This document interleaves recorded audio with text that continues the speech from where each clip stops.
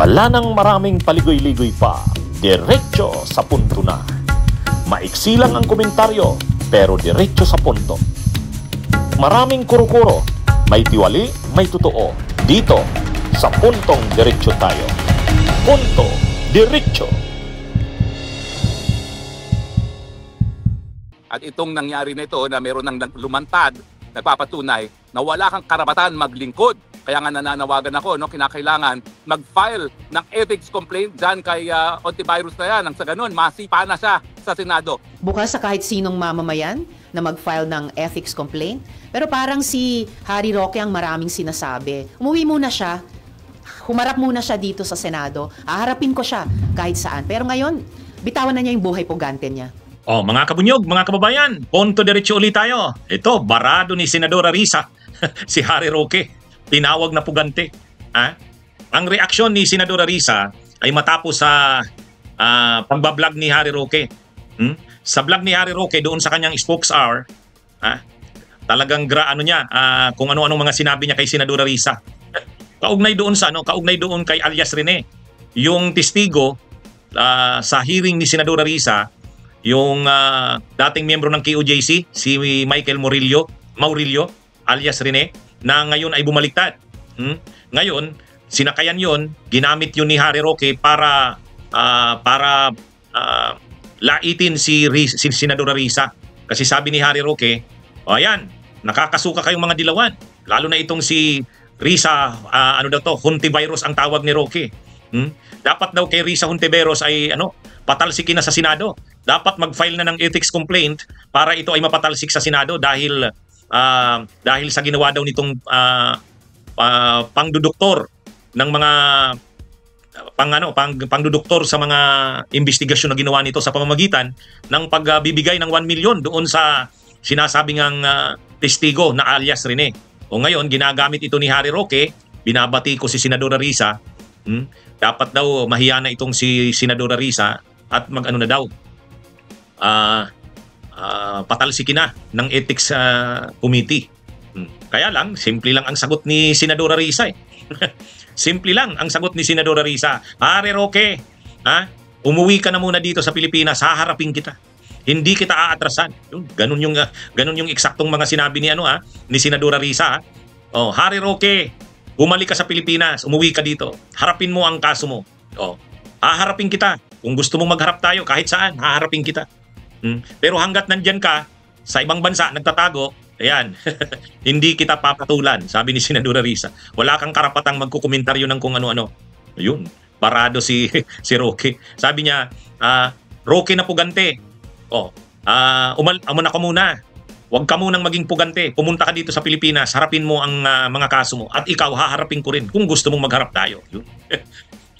Alam nyo, nitong mga nakaraang araw, talagang makikita ang tapang ni Senadora Risa. Yung yung testigo na di umano ay binigyan niya raw ng 1 million, binayaran niya raw para magtestigo kontra kay Kibuloy, kinasuhan na ni Senadora Risa. Hindi lang yung nasabing testigo, pati yung mga pinaniwalaan niyang nasa likod ng mga ito. 15 yata 15 katao yata yung sinampahan ng reklamo ni Senadora Risa sa National Bureau of Investigation. Matindi rin. Itong si Roque, hinahamon din ni Senadora Risa, umuwi sa Pilipinas at haharapin niya ito.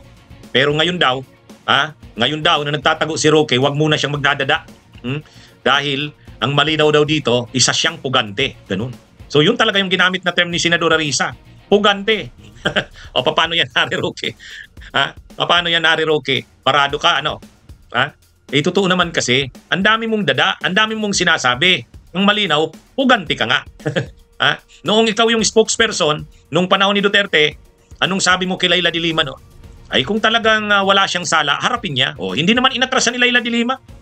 Di bali nakulong siya ng mahigit 6 na taon, pero sa bandang huli na-vindicate kung sino talaga ang nagsasabi ng totoo. Sa bandang huli, 3 kaso yung hinarap ni Senadora Leila. 3 kaso na mga mabibigat, lahat no bail. Yung 3 kaso na yon, lahat niya na lampasan yun. Sa kabila ng grabing kapangyarihan ni Duterte. Sa bandang huli, nang ibabaw ang katotohanan. Hindi inatrasan, hindi naging pugante si Senadora Leila de Lima. Yan, Roque, ang hindi mo kaya.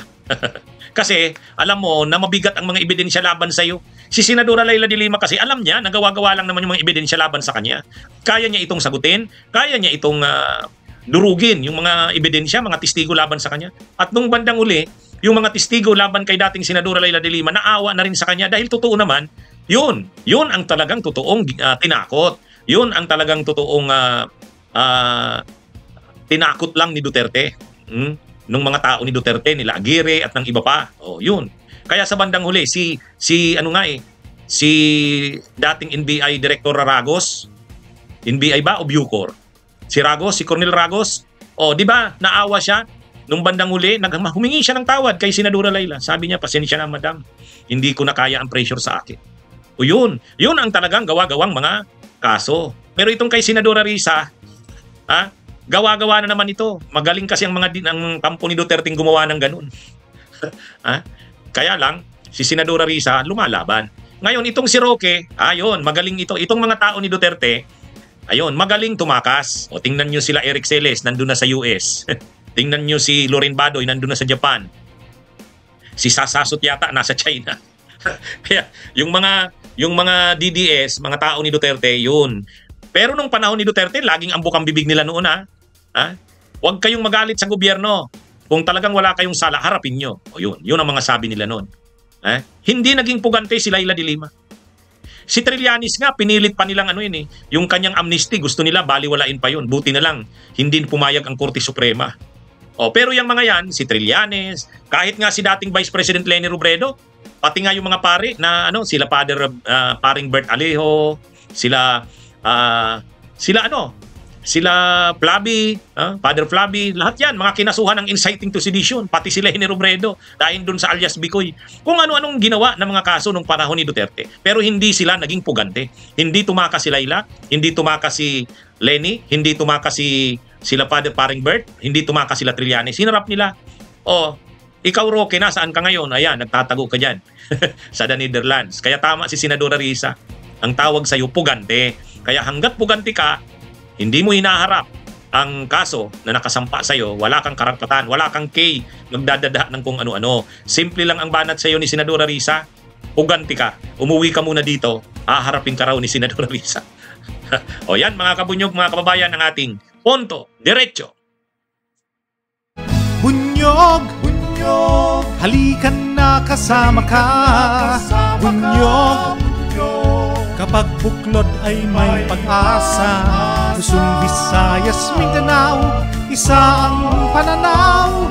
Sa bagong Pilipinas ang bunyog isisigaw. Bunyog.